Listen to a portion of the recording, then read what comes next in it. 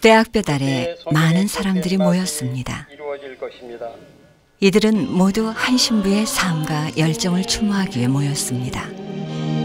오기선 요셉 신부. 그가 세상을 떠난 지 22해가 흘렀지만 이 자리에 모인 사람들의 가슴 속에 여전히 살아있습니다. 해마다 추모 미사에 참석한 손영철 안드레아 오기선 신부는 그의 아버지입니다. 이교 나고서 바로 그 피난도 댕기고 하던 그 차에 우리 아버님 어머니 다 돌아가셨어요. 딴 사람들은 고아들이 아닌 사람들은 오히려 못 먹어도 고아들은 더 잘 먹였어요. 그래서 참 평생에 잊지 못할 아버지죠. 오기선 신부의 삶을 따라 사제의 길을 선택한 이들도 있습니다. 나를 보고서 정수야, 나는 정말 너를 내 아들로 생각한다. 그 말을 들을 때 참 우리 신부님이 나를 사랑하는 아버지 신부님으로서 계셨구나. 그런 생각이 늘 마음에 스칩니다. 그의 삶을 따르고 배우고자 모인 사람들에게 오기선 신부는 다양한 이름으로 불려집니다. 고아들의 아버지이자 최초의 제속 프란치스코의 사제, 뛰어난 방송인이며 명강론가, 천주교회사 연구가, 심지어는 최초의 운전면허를 가진 신부이기까지 합니다. 시대를 앞서 나가며 80평생을 영원한 청년으로 살아온 오기선 신부. 그의 아름다운 발자취를 함께 따라가 보고자 합니다.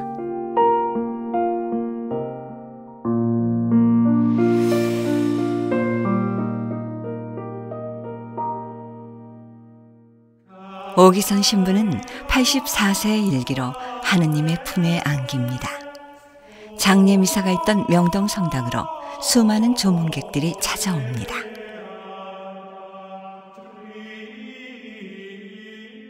갑자기 미사를 드리고 났는데 아서 오기선 신부님이 쓰러지는 거예요. 보니까 이 가슴만 따뜻하고 머리만 따뜻하고 손발이 싹 싸늘해. 그의 죽음이 갑작스러운 것은 한 달 전만 해도 중국 순례길에 다녀올 정도로 건재하였기 때문입니다. 근데 마지막으로 내가 해야 될 일이 하나 있다. 그것은 김대원 신부님이 그 공부했던 소팔 가자 부제품 받은데 사제 소품 받은데 상해천주교에 가서 흉상을 이승훈 선생님하고 김대원 신부님의 흉상을 거기다 세우는 일이 그게 내가 마지막 일이래. 휠체어에 몸을 실은 그는 이승훈 베드로의 동상을 북경 북당에, 김대건 신부님의 동상을 중국 상해 김가한과 만주 장춘 소팔가자에 세우고자 마지막 순례를 결심합니다. 백두산에 올라가야 되거든요. 그런데 그 노인이 가겠다는 거예요. 그러면 그 오기선 신부님이 제일 잘 쓰는 용어가 뭐냐면 2판 4판이에요. 이래도 죽고 저래도 죽는데 가다 죽어도 간다 이거야. 그래서 백두산을 갔다 내려오셨는데 죽음을 불사하면서까지 순교자들의 발자취를 찾고 기록하는 것. 그에게 있어 순례란 일생의 큰 소명이었습니다. 그 순교지 다니면서는 오기선 신부님은 항상 그 어디를 가시던 고증인들을 만나시면은 직접 그분의 그 과거 얘기, 그 선조들의 과거 얘기를 다 들으신 다음에 그 다음에는 또 그 살고 있으신 분의 또 얘기도 다 들으셔가지고 그걸 다 기록을 하셔요. 이렇게 갑자기 이거 어떻게 되냐 물으면 우리가 생각하려면 힘들잖아요. 근데 상대방이 이렇게 그 마음을 안정할 수 있도록 유머로다가 이렇게 진정을 시키고, 그리고 또 서서히, 갑자기 말고 서서히 천천히 그냥 오래간만에 반가운 사람이 만난 것처럼 그렇게 대화를 나누셔요. 그 마당에서 난 올서 여기 마당에서 잔다고 그랬다며. 예, 마당에서 지금 있으면 안 들어갔습니다. 그냥 놔도 보지 마당에서 자네 안 자네. 그 어떻게 지가 방에 들어갑니까? 정말. 그래서 이제 회장님이 온 다음에 다 누그러졌어요? 네, 다 풀어드리고 회장님이 용서를 청하고 하기 때문에. 은퇴 후 20여 년간 전국 방방곡곡을 돌며 사라질 뻔한 한국 교회사를 기록하고 구술하는 데 온 정성을 쏟은 오기선 신부. 그의 손에는 항상 카메라와 녹음기, 그리고 어디든지 움직일 수 있는 지프차가 있었습니다. 또 신부님이 그 성지 순례를 하면서 특별히 강조하신 것은 그 솔매 같은데, 예, 솔매 같은 데는 김대건 신부님이 거기다 사시던 곳 고향 아닙니까? 그러니까 성인이 사시던 곳에는 성인이 난다. 그러니까 아마 정수 신부가 언젠가는 솔매 성지에 와서 일할 날도 있을 것이다. 그런 얘기까지 하셨는데 제가 나중에 불란서에서 돌아오니까 솔매 성지를 내가 소임을 받아서 가게 되더라고요. 그래서 이 신부님이 정말 이 성모님과 순교자들에 대한 신앙심은 대단한 거예요. 그래서 순교자들에 관해서 이 강론할 때는 막 힘이 넘죠. 동경 고수지마에 우리 전설이 되어 있는 임진왜란에 끌려갔던 우리 여자분이 신자가 돼서 고수지마에서 순교했다 그러는 게 막 일설에는 불확실하다 그러는 거 있지만은 오신 분님은 불확실하더라도 그런 얘기만 들으면 찾아가서 그 증거를 세우는 일에 서슴지 않았다. 한국 교회사를 기록하고 기념하는 데 열정을 다했던 오기선 신부. 국내를 비롯 전 세계 성지까지 누비고 다닌 것을 헤아린다면 지구를 3바퀴 반이나 도른 셈이라고 합니다. 저기 울릉도에도 성 김대건 신부님의 발자취가 담겨 있으니까 거기도 우리가 가서 이렇게 동상을 세워야 된다. 같이 갑시다. 이렇게 얘기가 나왔어요. 그래가지고 그 다음에 또 거기 동상 세우기 전에도 몇 번 갔었죠. 롤런보이를. 오기선 신부님이 그 롤런보이도 그 김대건 신부님의 발자취를 찾기 위해서 신부님 말씀은 17차례를 가셨다 그래요. 그러한 그의 노력은 결실을 맺게 됩니다. 1987년 한국 천주교 성지연구원이 만들어졌습니다. 개원식에 참석한 오기선 신부는 더 이상 죽어도 여한이 없다는 말을 할 정도로 매우 기뻐하였다고 합니다. 그가 이렇게 수십 년을 순교자들의 얼을 찾는 데 열정을 바친 이유는 무엇일까요? 순교자한테 나는 미쳤다. 우리 순교자들이 얼마나 순교를 그 피가 오르게 했는데 나는 순교자한테 미칠 수밖에 없다. 당신이 할아버지가 태어난 경로를 얘기하더라고요. 그 박해 때 자기 할아버지를 그 할머니가 업고서 강원도 쪽으로 포들들이 쫓아와가지고 박해를 피해서 안 붙으려 도망을 갔대. 근데 얼마를 도망가다 나무숲에 숨어가지고 딱 뒤를 돌아보고 아기를 쳐다봤더니 아기가 빠져나가 버렸어. 그래서 그 아기를 16살 먹은 아기를 강원도에서 찾았다는 거예요. 나는 순교자한테 안 미칠 수가 없다. 천주교 박해 속에 잃어버린 아들을 16년 만에 찾은 놀라운 이야기는 바로 오기선 신부의 할아버지 이야기입니다. 그에게 있어 천주교의 순교사는 바로 그의 가족의 역사이기도 했습니다. 순교자의 후손으로 오기선 신부가 사제의 길을 선택하고 순교자의 역사를 조명한 것은 어찌 보면 당연한 것이었죠. 그리고 그의 곁을 지키며 신부로서 그의 운명을 결정해준 여성이 있습니다. 바로 어머니입니다. 너는 순교자의 자손이다. 그러니 순교자 후손답게 살아야지 하는 마음으로 일생을 살아가거라. 그러면 틀림없이 너의 신부 생활은 빛날 것이다. 어머니의 든든한 지원 속에 오기선 신부는 14살이 되던 해 성심신학대학 부속 중학교에 입학합니다. 그러나 어린 오기선에게 엄격한 신학생활은 생각보다 녹록지 않았습니다. 힘들고 포기하고 싶을 때마다 그는 어머니를 생각했죠. 신학교 생활에서 아무리 어렵고 힘겨운 소임이라도 수행할 수 있었던 것은 김대건 안드레아 신부님의 전기를 읽고 김안드레아 신부님처럼 되겠다고 밤마다 이불 속에서 다짐한 결과였다. 그리고 어머니의 기도 때문이었다. 드디어 그의 나이 27. 무척이나 추웠던 겨울, 명동성당 제대 앞에서 하느님의 종으로 영원히 살 것을 다짐하게 됩니다.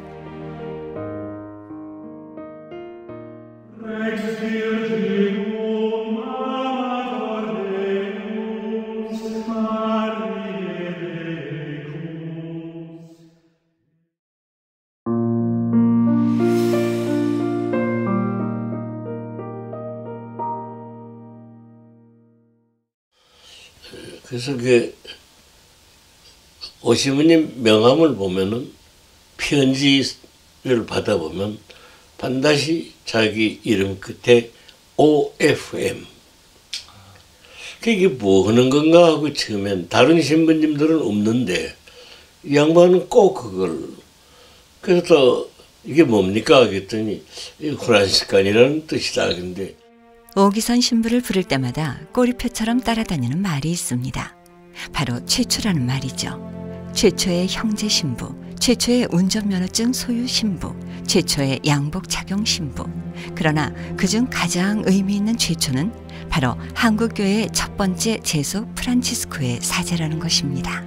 당시 나는 해화동 성당의 주임 신부로 있으면서 일찍이 미국에서 3회에 입회한 장면, 장발 두 형제와 친분이 두터웠다. 또한 그때 동생 오기순 신부가 일본 나가사키에 있는 꼼벤뚜알 프란치스코 수도회 회원이자 성모 기사회 창설자 막시밀리언 콜베 신부의 제자로서 프란치스코 성인에 대한 존경과 흠모가 남달랐기에 나도 프란치스코 성인을 따라 그리스도의 길을 걷고자 했다.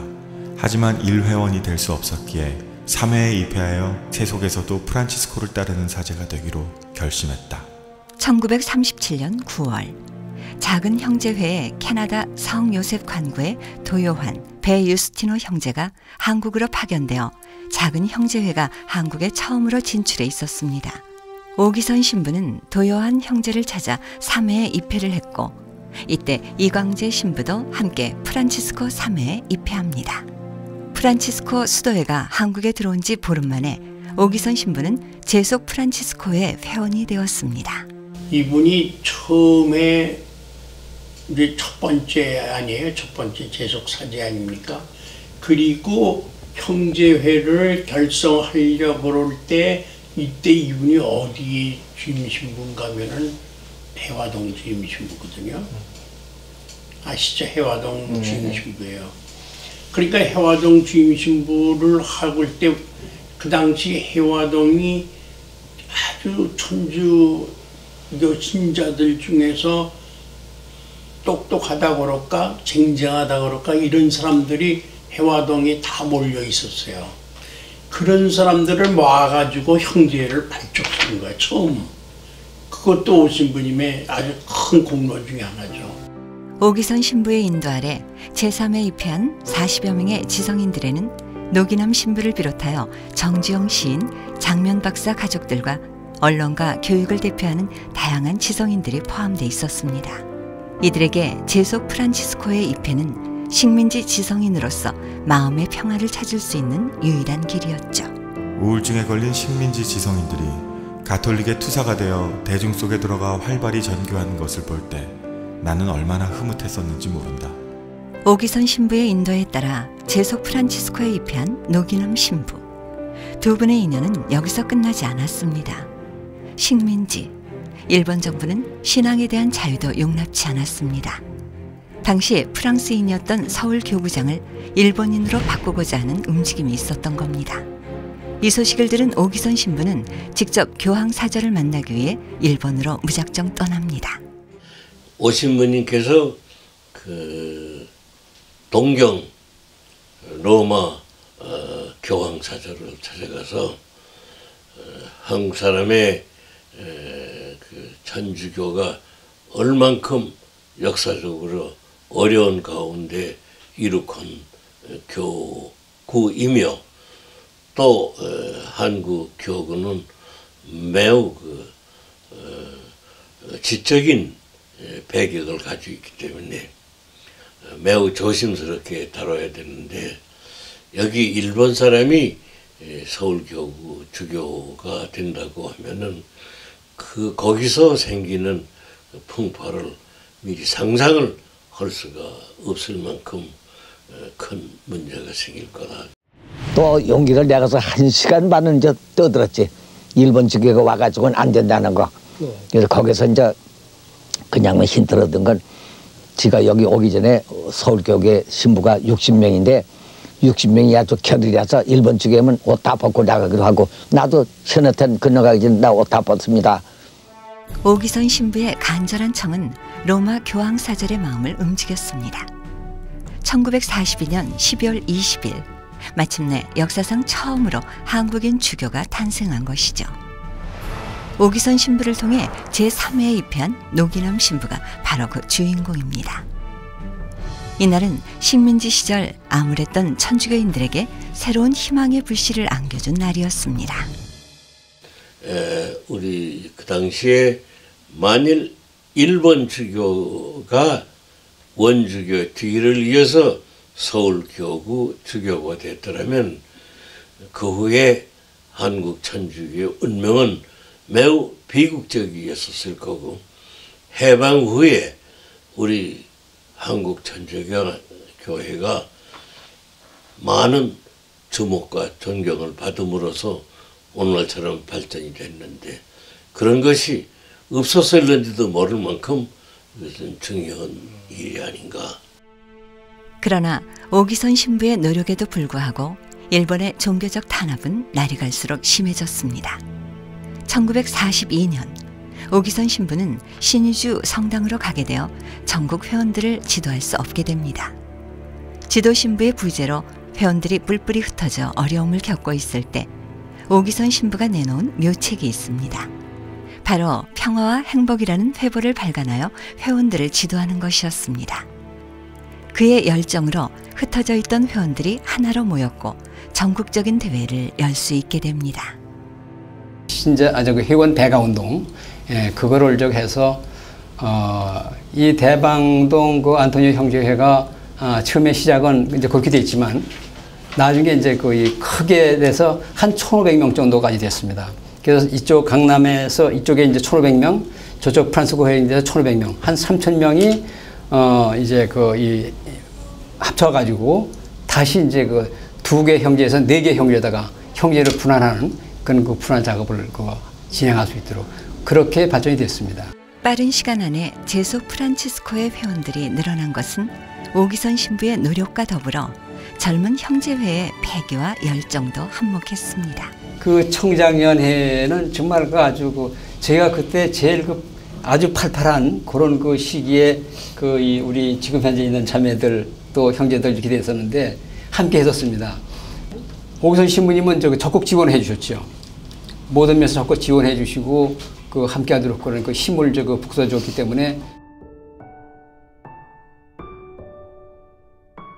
어머니께서 오신부 강론을 쉽게 하라고, 어렵게 하지 말고 강론을 쉽게 하라고 오신부님 어머니께서 이렇게 부탁을 하셨대요. 여름 이제 방학 때인가 내가 이제 집에 왔다 갔다 이제 신학교에 왔다 갔다 하고 이제 신품 받고 난 후에 어머님의 그 간곡한 말씀이 있으셨다고.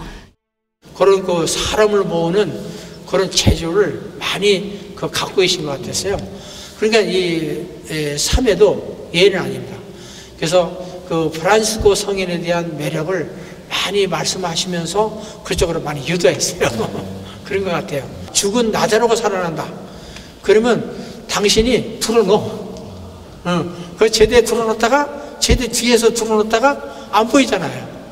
그게 일어나는 거예요. 그러니까 신자들이 그걸 보고 웃고. 위트와 유머로 가득 찬 오기선 신부의 강론은 성당으로 신자들을 모아들였습니다.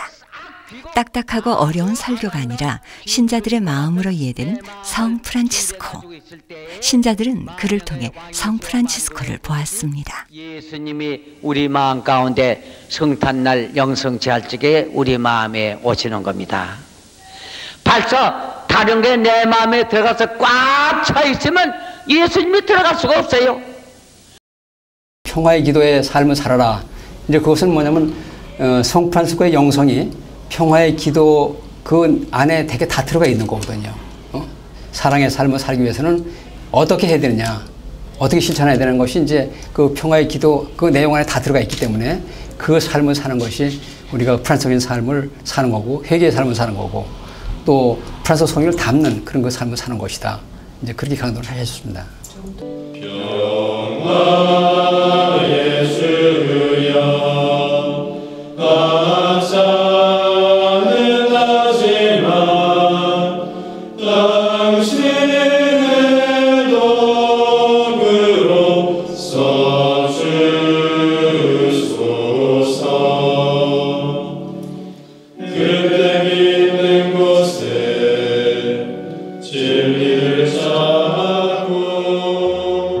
이론이 아닌 프란치스칸 영성을 몸으로 보여준 오기선 신부. 그에게 있어 프란치스코 성인이 그러했듯 가난과 겸손은 그를 따라다닌 그림자였습니다. 성지연구원을 그 전에 차리셔가지고 그 발족하신 후로도 운영하기가 굉장히 힘들었어요. 왜냐하면 거기 또 이렇게 근무하시는 분 월급도 줘야 되고 그렇지. 그러는데 그래가지고서는 집에서는 식사 때 찬도 준비 못할 정도로 그렇게 힘드셨는데 반찬은 아무 간장 한 가지를 먹어도 먹을 수 있으니까 관계없다고서는 성지연구원에서 한번 이렇게 성지순례를 가면은 온 사람들 배고프지 않게 빵이라도 또 하나씩 먹이려고 그냥 사비 다 털고 집안에 진짜 생활비까지 다 털어서 그렇게 그냥 준비해가지고 먹이려고 그러는데 정말 어쩌면 우리가 말하는 무슨 우리가 가난이라고 해서 밥을 반찬이 두 가지고 이런 그게 아니고 정말 이 어른이 금박하고 단순한 어른이로구나. 그 당시 사실 매스컴이었던 에서는 우리가 대변을 좀 됐었고 이런 그게 다 그런 지식인들을 만나고 사회 중진을 만나면서도 그분의 삶 봤을 때 너무나 금박했습니다. 사회적 명망가, 그러나 가난과 겸손의 삶을 사는 오기선 신부. 그의 모습에 감동한 사람은 교인만이 아니었습니다. 제가 이제 가끔 집차에 제가 뒤에 타요. 신부님이 나가시면 정수야하고 저를 태워주셨어요. 그러면 성당에서 집차를 타고 나가면 그때는 차가 많이 없었어요. 그 집차를 타고 나가면 경찰들이 경리를 탁탁 붙여. 오기선 신부한테. 그러니까 내가 신이 나는 거야. 그래서 이게 신부가 되면은 이런 것도 있구나. 유명 인사로 이름이 알려진 오기선 신부는 당시 매스컴에서도 환영받는 인사였죠. 오기선 신부 또한 천주교회를 알리는 방법으로 매스미디어를 적극 활용했습니다. 신부, 수사, 그리고 지망자들로 구성된 사례시오소원의 온 식구들이 일어나는 시간은 새벽 6시. 6시에 일어난 온 식구들은 자기 주변을 재빨리 정돈하고는 6시 30분부터 묵상과 아침 기도의 순서로 들어갑니다. 그 당시만 하더라도 이제 어떤 상태인가 하면은 천주교는 별로 이렇게 널리 알려지지가 않았던 상태였어요. 65년이니까. 그런데 또 웬만한 고위 성직자들도 그런 데 대한 인식이 없었고 그랬기 때문에 아까 매스컴 워크숍, 주교님들 워크숍 했다고 그랬지만은 그 당시에 그거를 깨닫고라고 그럴까 이걸 해야 된다라고 생각하는 데서 오기선 신부님 같은 생각자가 있어가지고 언론을 통해 천주교를 알리고자 노력한 오기선 신부. 방송한 기간이 무려 35년이나 됩니다.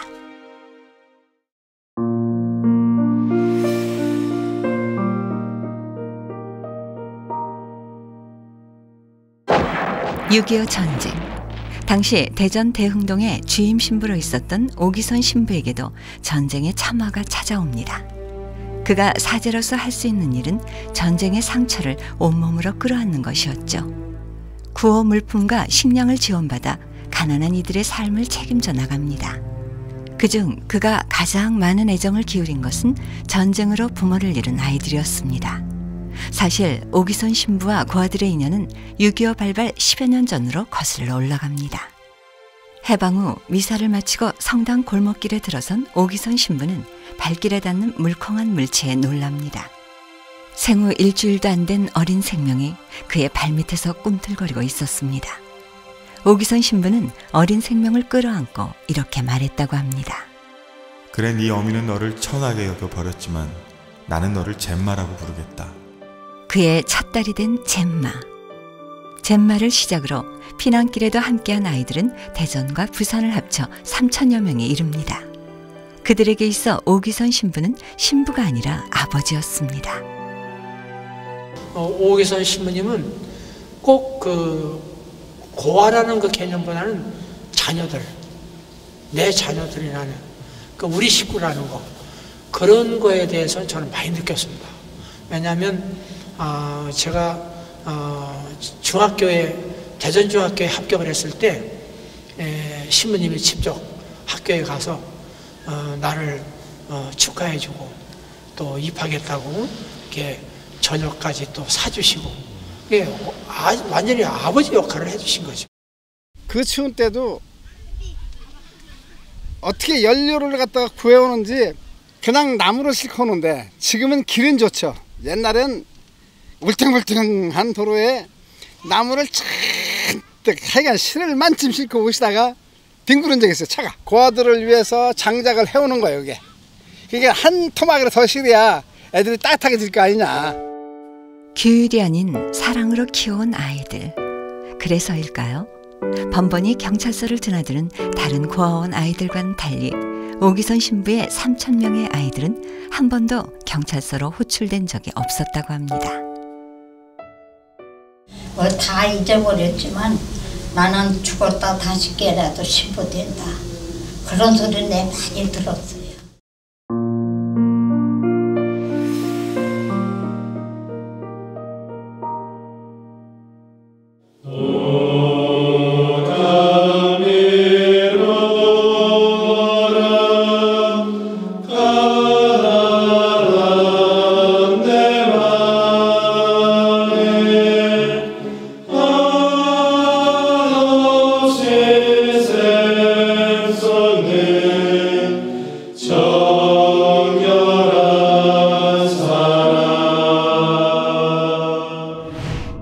아버지로, 사회사업가로, 언론인으로, 그리고 재속 프란치스코의 회원으로 열정적으로 살아온 오기선 신부. 그와 함께한 이들에게 오기선 신부는 어떤 사람이었을까요? 신부님은 신부님이시기 전에 정말 굉장히 그 자애로운 아버지 같은 그런 그 분이셨다고 저는 기억을 합니다. 오기선 신부님은 정말 뭐라 그럴까 아주 뭐 신부님이라고 이렇게 그만 부리는 건가 그런 게 없으셨어요. 그 오기선 신부님하고 동행하면서 성주에 그 해외 여행하면서 그래도 이제 신부님이 김 감독을 이제 많이 애기고 배려를 해줬는데 같이 방을 같이 쓰시더라고요. 근데 신부님은 김 감독한테 피해 안 주고 이제 자 준비를 잘 하도록 일찍 들어놓으신대요. 일찍 그냥 잠자리에 들어놓으셔가지고 그냥 막 코를 골고 주무시는데 김 감독이 생각할 때는 진짜 잠드셔서 코를 고시는 게 아니라 나 자니까 마음 놓고 일해라 하는 그걸 모습을 보여주시기 위해서 코를 고시고 자는 척 하신대요. 제가 오기선 신부님한테 정말 감격스러웠던 장면 중에 하나는 저를 신학교에 보내주시고 기도를 많이 하셨겠죠.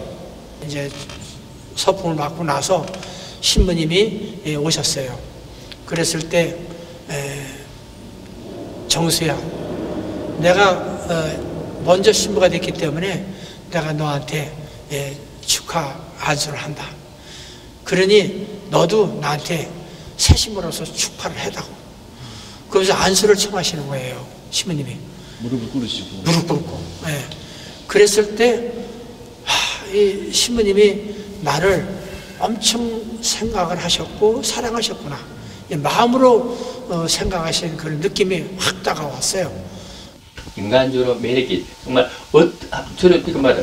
오기선 신부님 말로 전공 소재 같은 거예요. 전공 소재 같은 거면 다 빨리 들어가야 되는 거죠. 그녀에게는 특별한 정말 매력이 모든 사람을 끌을 수 있는 거기 성판한 수 매력이 있어요. 많은 사람들이 그를 통해 프란치스코 성인을 봤다고 합니다. 성인이 그러했듯 그 또한 평생을 가난과 복음을 실천하며 살았기 때문입니다. 그리고 또 한 가지 닮은 점이 있다면 그것은 성모님에 대한 사랑입니다. 이 오기선 신부님이 특별히 성모님에 관해서는 정말 아주 철저한 성모님 팬이요. 그래서 모든 사람들한테 여기가 어딘 줄 아느냐, 성모님이 이곳에서 카트린 라브레에게 정말 그 기적을 보여주시고 원죄에 물들미 없는 성모님임을 여기서 선포하셨다. 우리도 그걸 믿어야 된다. 정말 성모님에 대한 신심은 이거는 말도 다 못하는 것입니다. 그리고 제가 조그마한 이야기인데, 그때 이야기인데, 아마 제가 파리에서 이제 트라비브 가는데, 그때 이스라엘 병이 탔습니다. 정말 너무 좁고 하여튼 불편하게 말도 못해가지고, 저도 모르게 돌아가고 또 그 공항에서 컨트롤만 너무 심하기 때문에 제가 막 확 불평이 내는데, 얘는 깜짝 봤더니 그냥 고개 숙이고 묵주기도 하는 거고, 제가 정말 너무 수치인데 정말 넘사스러워서 제가 그런 데 있습니다. 정말 대단한 분이죠. 그러면 묵주시공 이것이 그냥 그렇게 삶이었습니다. 매일 아침 묵주기도로 하루를 시작한 오기선 신부. 그에게 성모님은 바로 어머니였습니다. 인간으로서 어머니를 모르는 이가 없고 또 어머니 없이 태어난 사람은 하나도 없다. 살고 자라고 일하고 입신양명을 이루어 가다가 그리고 마지막 숨을 쉴 때도 아이고 어머니 하고 세상을 떠나가는 것은 너무도 인간적인 본능이다. 2000년의 유구한 역사를 거듭하는 동안 우리 교회도 십자가 그늘 아래서부터 영성의 어머니를 필요로 하였다. 전 세계 가톨릭 교회사가 가까이는 한국 천주교회가 그것을 입증하고 있지 않은가. 그러나 그의 남다른 성모 신심은 오해를 불러일으키기도 했습니다. 또 그분은 이 말씀 대로 오시면 어떤 프란치스코에서 역사적 공부한 적이 없는 분입니다. 또 그런 자료도 없었고, 또 그분이 원체 교회사를 딴 공부할 게 많으셨기 때문에 제가 아는 한 이거는 프란치스코에 대한 그렇게 공부는 많이 안 했습니다. 이것이 이제 이 신자들 재소교환에게는 문제가 없었는데, 참 이것이 우리가 오기선 신부님에 대한 복군 운동이 되는 건데, 어떤 일부 그 소수의 일부 어떤 일회원들이 오기선 신부님 가르치면 프란치스코와 거리가 멀다, 이런 어떤 말을 퍼뜨려 가지고 자신의 삶에서 경험한 성모 신심과 순교자 영성이 프란치스칸 영성과 맞지 않다는 비판이었습니다. 우리 교회가 편입한 거죠. 우리는 모든 길을 여러 길을 통해서 복음으로 갈 수 있는 것이고, 또 여러 길을 통해서 프란치스코가 될 수 있는데, 이론이 아닌 실천으로 프란치스칸 영성을 보여준 오기선 신부. 그의 마음을 아프게 했던 이들조차 프란치스칸 영성으로 끌어안습니다. 네가 엄청난 하나님의 일을 하게 되는데, 그러다 보면 업적도 커지는데 시기하고 질투하는 사람이 많이 나온다. 그러면 왼수가 생긴다. 근데 왼수가 생겨도 예수님이 왼수를 사랑했지 않느냐. 사제는 원수를 사랑해야 된다. 당신도 그렇게 살다 보니까 원수가 생겼대. 근데 원수는 외나무에서 만난다고 버스를 타니까 버스 안에 있더래. 그러니까 그 순간 갈등이 얼마나 심했겠어. 자기도 모르게 가서 덥석 안았다는 거. 사랑한다. 그때 믿는 곳에 진리를 찾고, 절망이 있는 곳에 희망을 구하며. 그가 일궜던 사랑의 열매는 오늘 이 자리에서 활짝 꽃 피었습니다. 해마다 그가 뿌려놓은 사랑의 씨앗들이 자신의 터전에서 그의 삶을 이어가자고 약속을 합니다.